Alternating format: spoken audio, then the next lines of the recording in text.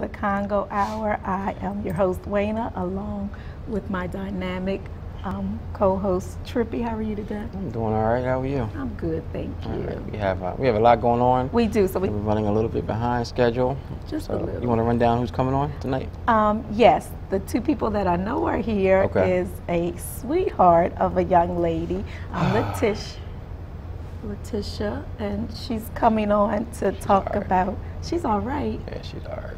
Trippy now. I'm gonna be nice though. I'm gonna be nice. 50 years ago. I'm gonna be nice. I'm gonna be nice. Okay, so she's on here to talk about. She does clutches. Right. So make sure you call a lady up and tell her, make sure that she tunes in right away. And then we have our friend from Philadelphia, Lil Little. Yeah, he's here. He's back. He hasn't been on in a since 10 years. He said. It's been that long? Yes. Wow. Ain't that crazy? Yeah, he used to come on and he used to do the poetry. Yes, very positive poetry. So, yeah. And we have Sammy's Corner. Sammy's Corner. I'm not going to announce his guest just yet, but he did say that he has someone coming on. But either way, I'm sure that without telling us. Either way, I'm sure it'll be an informative Sammy's Corner. Most definitely. And then we have our community news. We have some funeral announcements. And we have some birthday shout-outs. Yes. Okay. All right. So welcome to the Congo Hour. Beautiful. Hi. How are you? Welcome. Thanks You're for coming. welcome. Now, Trippy, one thing, this is Black History Month, and I wanted to highlight a female entrepreneur. Okay. And Tish has just been doing this, not a long time, but she's a member of my church, and she's on Facebook and Instagram. And I saw her clutches, and I was like, oh, I want one. And then after that one, I wanted another one. And then after that one, I wanted another one. Okay. So welcome to the show. Thank you for having me. You're welcome. So tell us a little bit about yourself, Tish. Well, I'm a single mother, and I started doing my clutches a couple months ago. I went through a very difficult time. Okay. And I asked God to give me something to redirect my energy into, and this is what He gave me. So what's the difference between a clutch and a pocketbook or a purse? A clutch. You said somebody was calling it clutches. I didn't have any idea what you were talking about. Oh, this is a clutch. You was like a car clutch. I didn't know. So. But yeah, you can. But now you can teach me. Yes. This is a clutch, and you can carry it a couple different ways. You can carry it under your arm. You can carry it this way. You can carry it this way. It's really up to the person's preference. Okay. All right. And so you make your own clutches. I make my own clutches. All right. So I see you brought a few of them with you. So I did. You want to several. Several. So you want to talk about each one?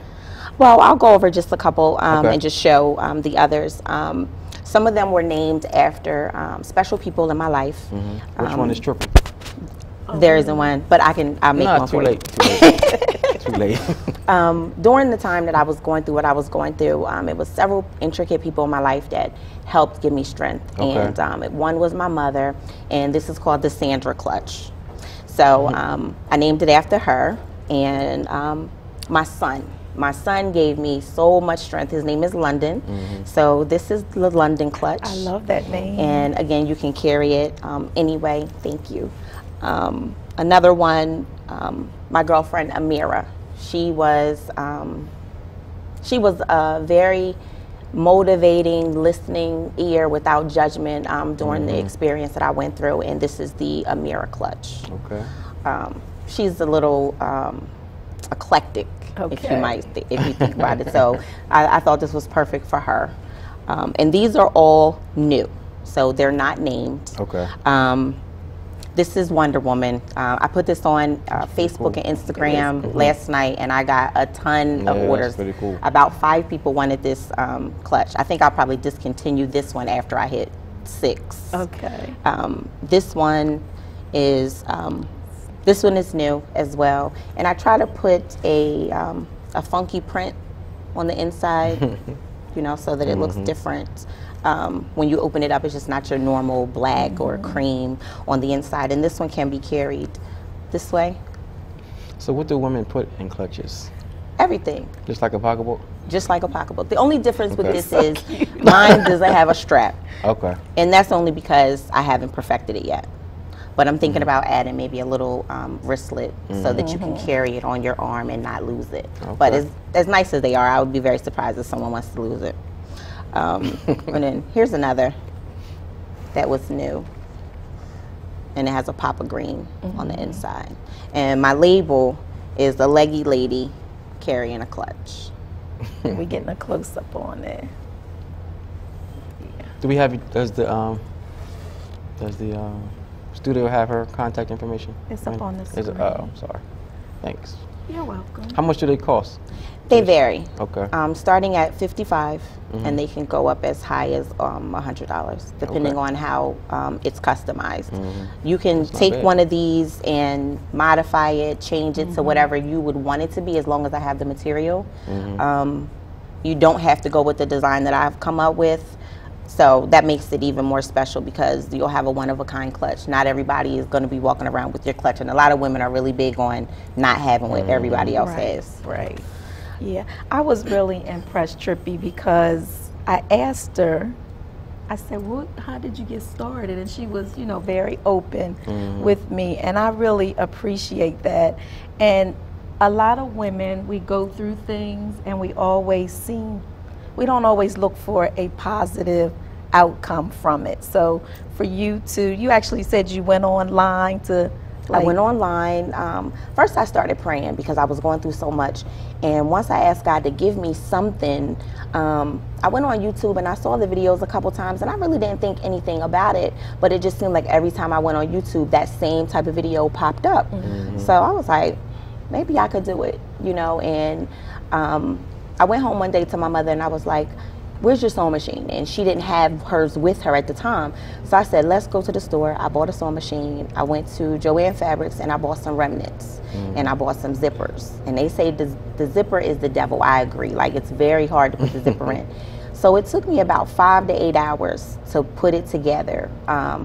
My mother helped me, and after that, it was okay, but it really wasn't to my liking. So I just kept doing it and doing it and doing it and doing it and doing it, to where I started just posting them on Facebook, not to sell, but just to say, "Look what I'm doing," type of thing. And I got a lot of encouragement to sell them, and I was like, "I really can't sell them. Can I sell them?" So I started out just looking for and thinking of a name.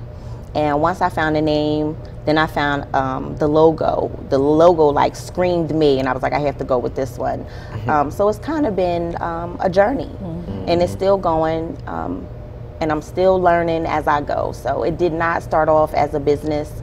It started off as an outlet that God gave me, and I got a lot of peace. I get a lot of peace from just sitting there and coming up with ideas and seeing if I could bring them to fruition.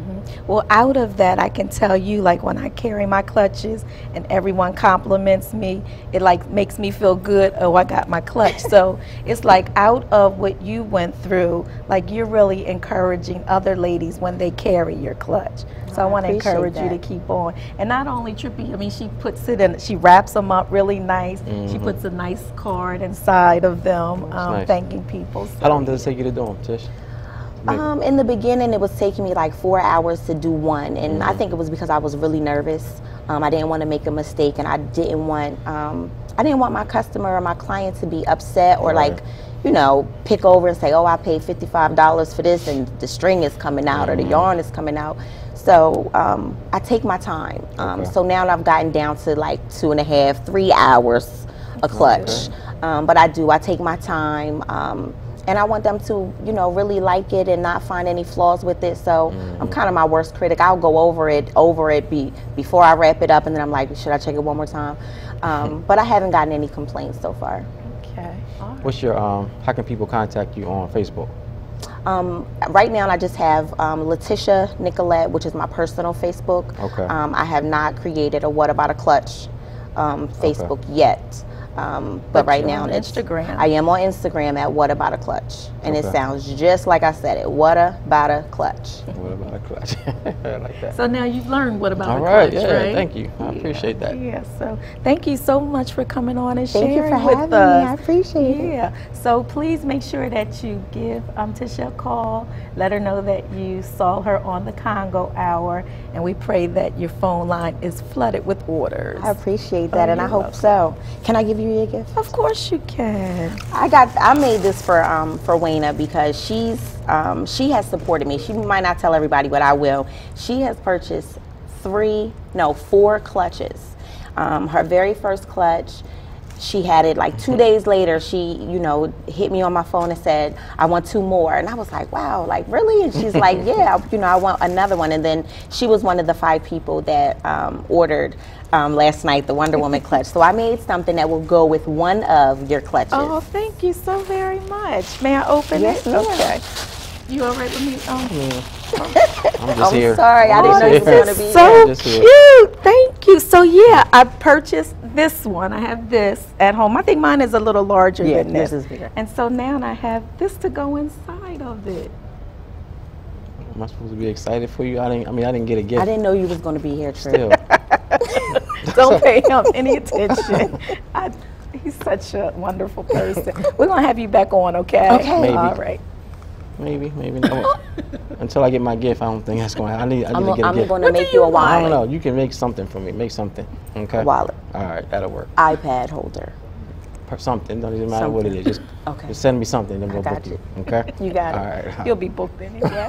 All right, so we're gonna take a quick break and we'll be back with Lil Little. All right. Welcome back to the show. I pray that you have enjoyed the show so far. And it's funny, your mom wants a clutch nail tripping, so we have Yeah, to make this sure thing's that she pretty cool. gets one. Yeah, Yeah. I love them. And it's like you just can't buy one. You get like, oh, you wouldn't know. Yeah, so- But yeah, ladies, you will get addicted to them. So make sure you give her a call. And now I'm excited. We have a positive young black man coming on the show who's a friend of Trippy and mine. I'm claiming him as a friend too. I That's was right. met him through Trippy, I guess more than 10 years ago, but his last appearance on the show was 10 years ago. So we can find out what he's been up to. Yeah, he used to come on to since then. promote his spoken word Yes. that he used to have up in Philly. Yes.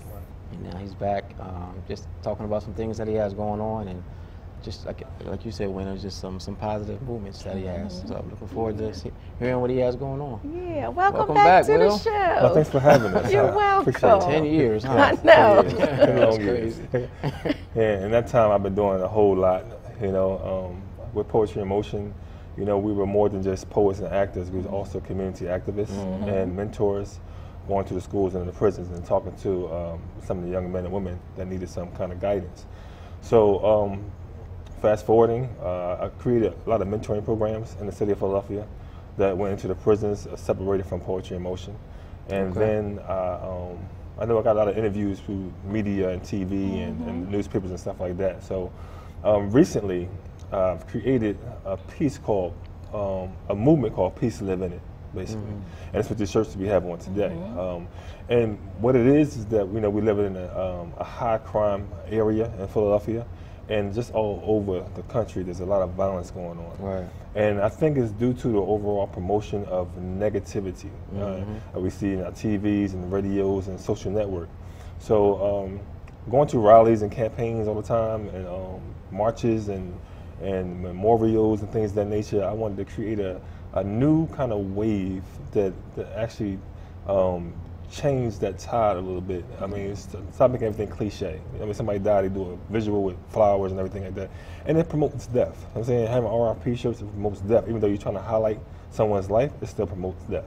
So I'm trying to get over this promotion of death that desensitizes our mindset, that makes it feel normal when your best friend get killed and he's only 15 years old, or someone get robbed and murdered or something like that. So and seeing it on like video, World Star, on Facebook, you may see a lot of people videotapes fights and stuff like that, and they just watch, and then sometimes the fights turn fatal because no one took the step to break it up, Right. or there was never a voice of reason within that group.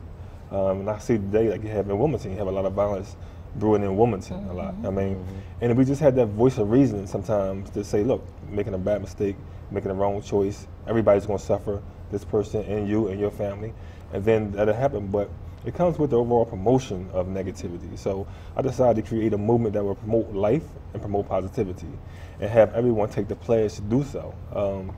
So far, we've been doing it. Me and Chuck work in a barbershop together, and we also have another story called Redemption, Forgiveness, Peace. It's an organization that we created. You may see some of the shirts that have RIP on it, and that comes from a story that was aired last year in Philadelphia with me being in jail. I was incarcerated for 10 years for homicide when I was younger, and Chuck being my co-worker in the barbershop, and his friend was the brother of the guy I committed the murder to. Oh, wow. So when he was coming around the shop a lot, I didn't really know who he was. Chuck always knew who he was, but Chuck always was that voice of reason to him, to talk to him, to deal, and how to cope with it and deal with it. And then, I'm gonna make a short story shorter, he came to the shop last year around February, around this time, and he just walked in the door and said, look, I forgive you. You know? Wow. So I didn't know who he was, but when he said that, I kind of knew that he was someone related to the guy that I was in jail for. I mean, and then we just created this whole movement to become a voice of reason and show young men how they can actually come together, you know, and just talk things out instead of, I mean, resort to violence. It's powerful. Yeah, he made me think of, Trippy, on Friday, the county had a press conference. It's the most awesome press conference that I've ever attended. It had the family of the murder victims here in Newcastle County, and the mother of the young man who was shot at Rose Hill Community Center. Her plea was that something positive comes out of her son being murdered, and you're saying the same thing. So it's like it's really coming together. So yeah. So Chuck, right? So you're a barber as well? At Jazz You Up down here in South Philadelphia. Okay. And so you want to talk a little bit about your part in Peace? Well, I was incarcerated also. I did some time, and that was when I came home. That was when I was introduced to Will, and we was working side by side, cutting hair. And I knew it was some unanswered questions, guys coming around. You know, we in a neighborhood where anybody can come in there. And the brother used to stop by, and you know, he said his piece. I know he wanted to get his word across, or didn't feel like a coward, or, you know, whatever was on his mind, he was upset about it. And I befriended Will. At the same time, I was friends with Clarence, and I seen enough of it. You know, and being in the middle of it, if I could tell him to cool out, cut it out, you know, no more. But we've been friends ever since. I've been cutting hair next to him, and when he established the Redemption, Forgiveness, the mentoring program for kids, I came along board with him with that too. So, you know, he keep me busy. Okay. Right. So now with the movement, it's growing so good. It started in December actually. And this movement is growing so good that I have at least 7 states that people from different states that are calling me up or hit me up for shirts just to wear and promote it in their community. I mean, and the main thing about just wearing the shirt is like, I'm taking the pledge to promote peace, right? And live in it. So I'm urging other people to live in it as well. And then when you have something that with positive content, a person walking down the street, you see my face, you may see my shirt, you say, oh, okay, he stands for peace. So I'm comfortable with that person around me. I mean, so it also gives youth something to look up to when they see that. Because a lot of kids now, when I go to the schools and speak at the schools, I might get some shirts out to some of the kids, and they love the shirts.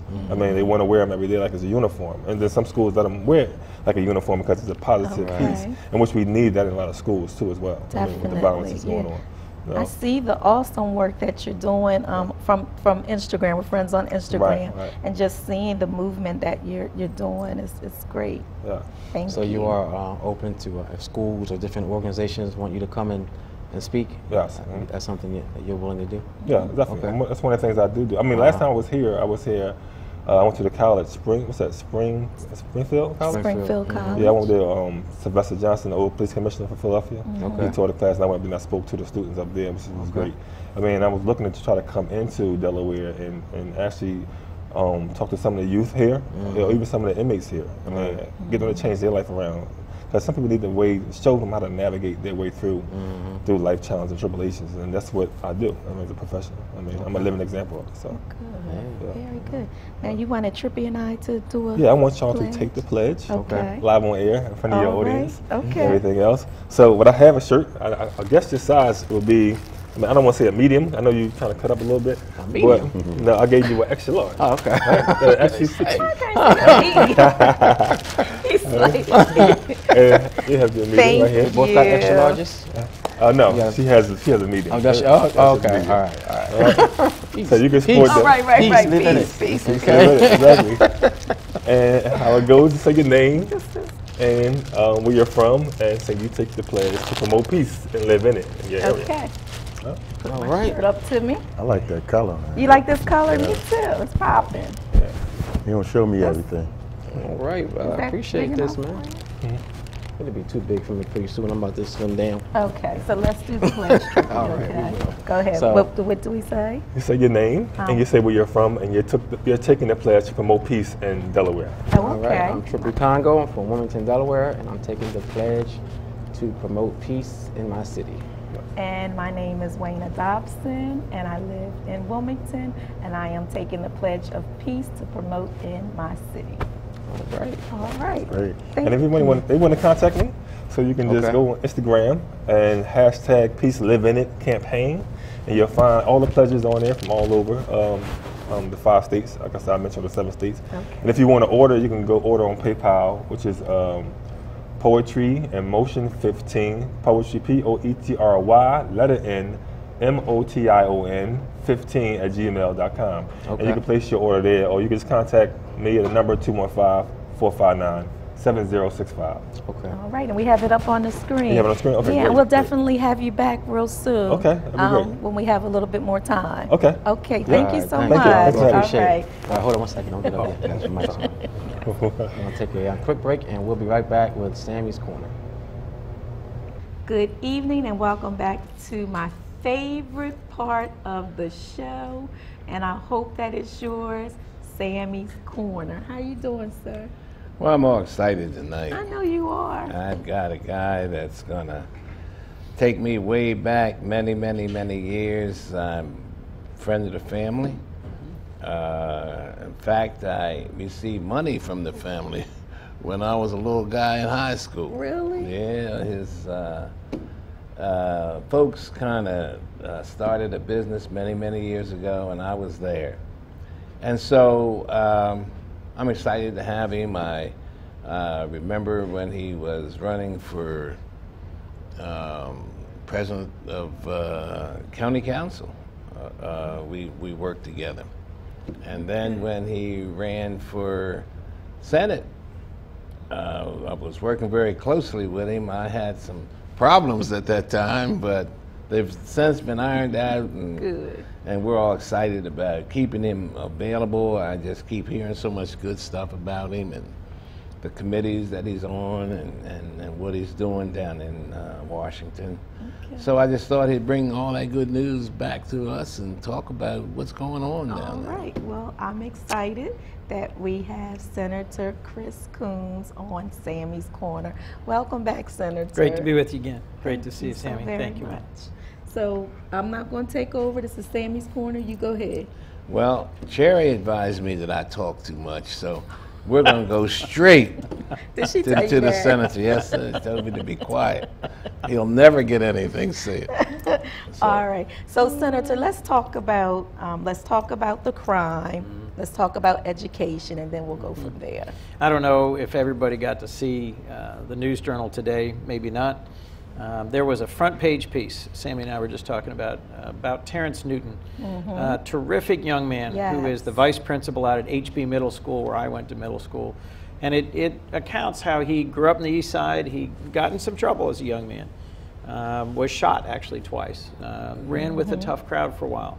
But through a lot of love and support from his mother, who I also knew, his mother Marie, and a neighbor who really watched out for him and kept him on the right track.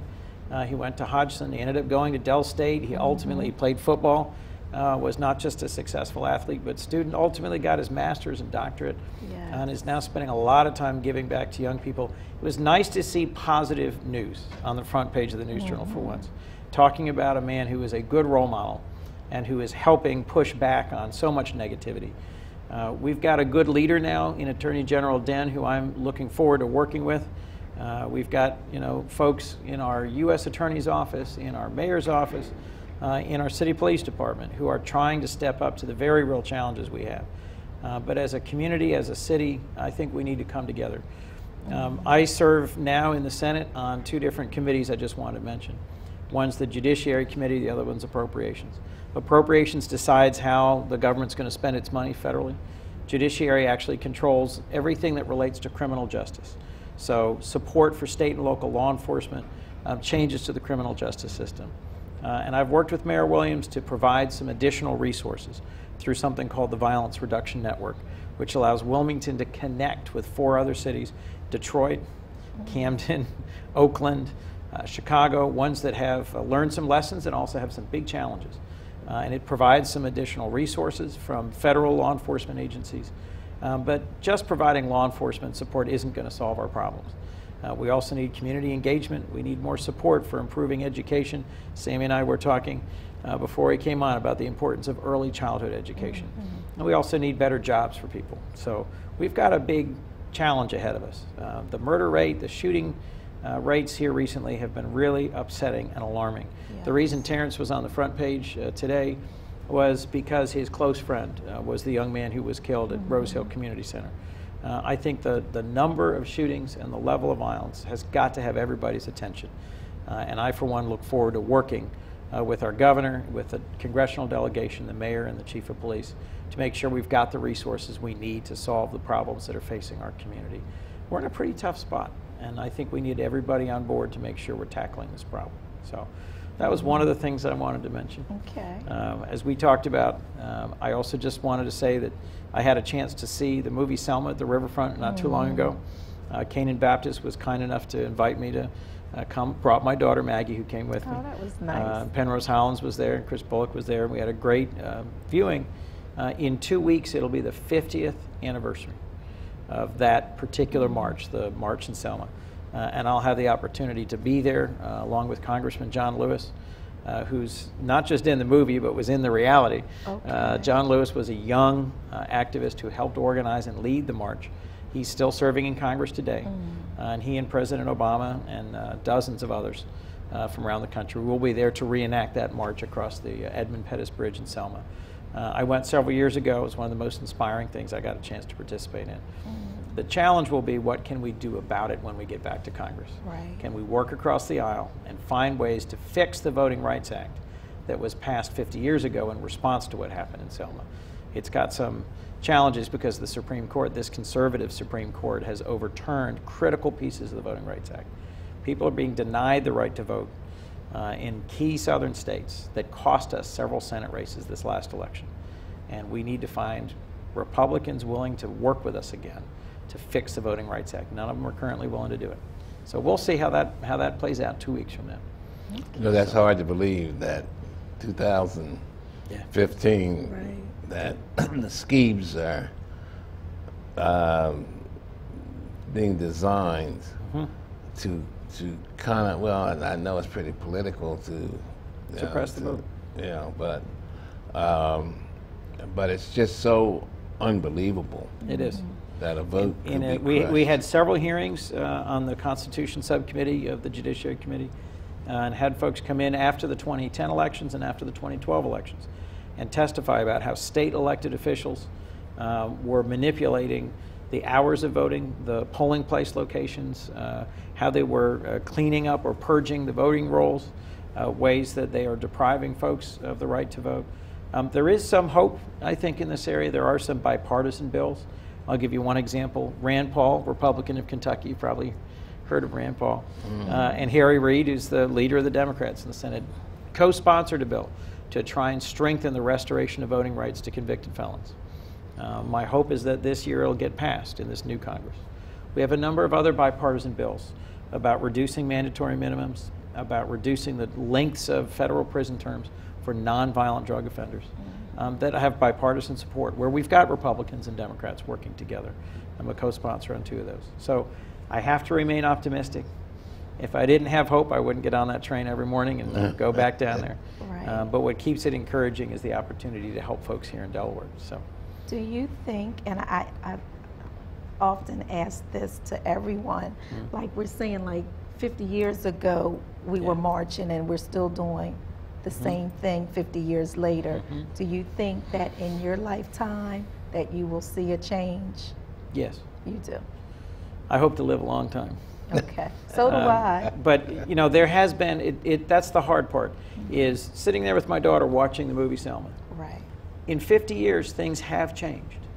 This is a better country. It is a more just country where there is more access.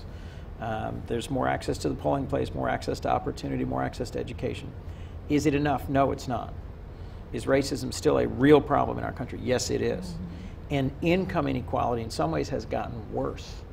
Right. So, you know, in the same way that, I mean, today there are CEOs, there are heads of universities, the president of our country come from many different backgrounds that would not have been included. The likely Democratic candidate for president next time is a woman. We would not have had an African-American president or a woman president 50 years ago. Just unthinkable. Today that's likely. Right.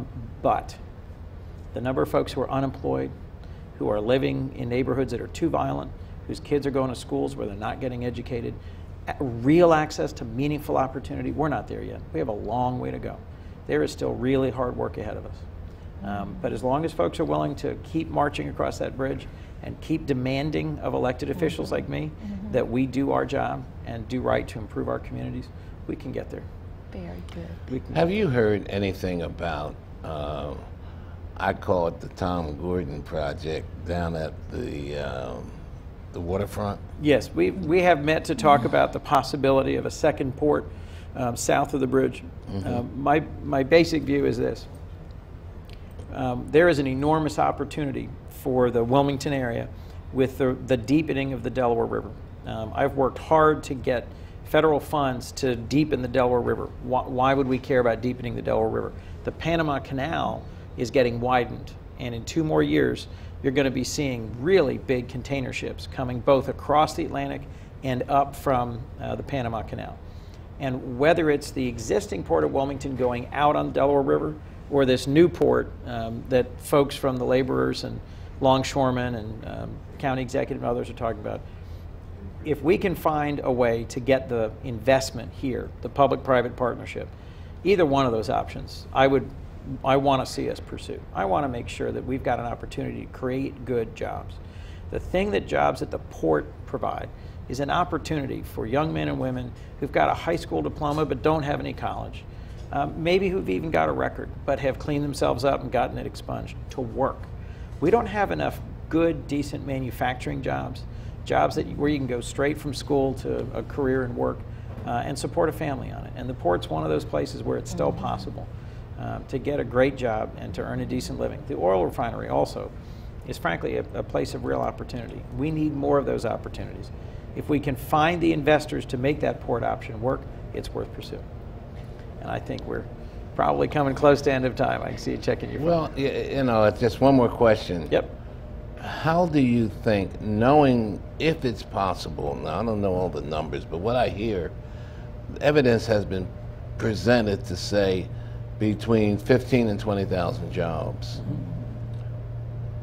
Our federal government spends $1 billion on a plane, you know, that's going to get shot down. Right. What does 600 million, from what I understand, that Right. the Chinese and other people have offered assistance, and even if they didn't, if there's an opportunity to make Wilmington a better city, does it make sense that the federal government gets involved? Well, the federal government is involved. We got $62.5 million this year in this year's budget for the Delaware River Deepening Project. Without the Delaware River going to 45-foot depth, neither option is workable for our port. That's the contribution I've been making. Until we've got a port plan that is viable to get out onto the river, we're not going to attract more federal money.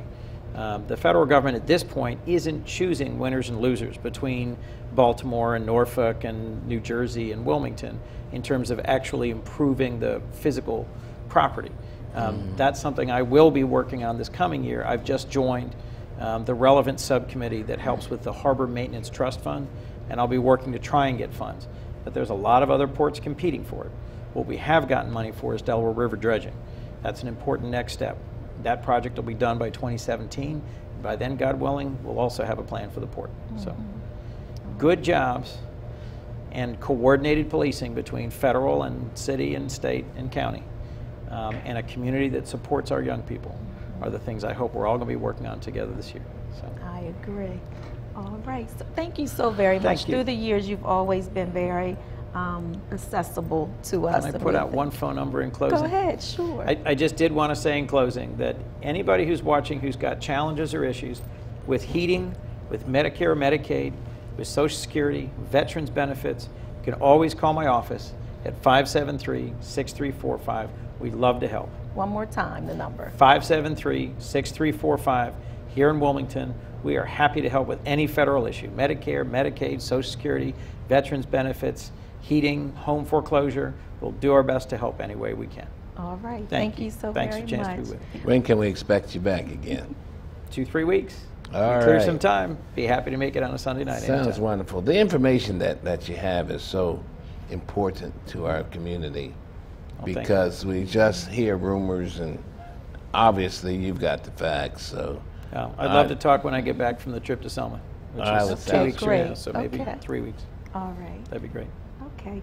So I don't think we're going to take a break. I think we're going to go straight. Oh no, we're going to go straight over to Studio B to Trippy with our funeral announcements. We have Reverend George Eggleston, age 91, who departed this life on February the 11th. His funeral services were on Friday at the Community Presbyterian Church, and his burial took place in the Grace Lawn Memorial Park. Mr. Joseph Wheeler, Jr., age 63, who departed this life February the 14th. His funeral services were yesterday at the Congo Funeral Home, and his burial was in the Grace Lawn Memorial Park. Miss Terry Fisher, age 67, departed this life February the 15th. Her funeral services were private. Miss Tamara Lenore, age 47, departed this life February the 14th. Her funeral services will be tomorrow at 5 p.m. at the Congo Funeral Home on 2nd and Gray Avenue. Viewing will be from 3 to 5 p.m. only, and her burial will be private. Missionary Sharon Lucky, age 56, departed this life February the 17th. Her funeral services will be on Tuesday, February the 24th at 6 p.m. at the Ezon Fair Baptist Church, 1400 B Street. Viewing musical tribute will be from 5:30 to 6. There will be no public viewing, and her burial will take place in New Jersey.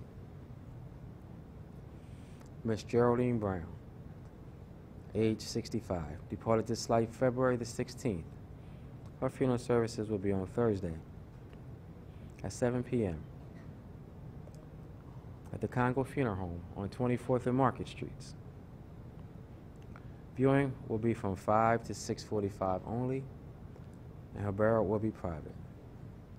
Mr. Rayfield Walker, Jr., age 62, departed this life February the 17th. His funeral services will be on Friday, February the 27th at 11 a.m.